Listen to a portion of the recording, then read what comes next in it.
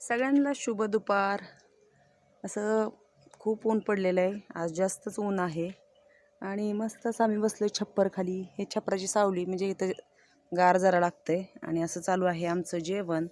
आत्या बसल्यात जेवायला, मी बसली आहे जेवायला. काय काय बघा, आज आत्याने छान असा ठेचा केला आहे का ना आत्या. मस्त असं लसूण मिरच्या भाजून घेतल्या, लसूण शेंगदाण्याचं कूट घालून थोडं तेल मीठ घालून ठेचा बनवला. इकडे आहे मस्त फ्लावरची थोडीशी पातळ भाजी आणि इकडे असा मस्त येसराचा कोबी बनवला आहे आणि अशा ह्याच्यात आहेत चपात्या आणि इकडे आहे भाकरी.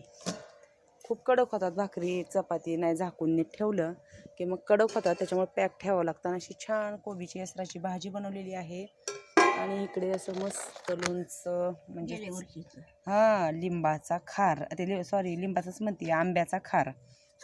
अजून ह्या वर्षी मला लोणचं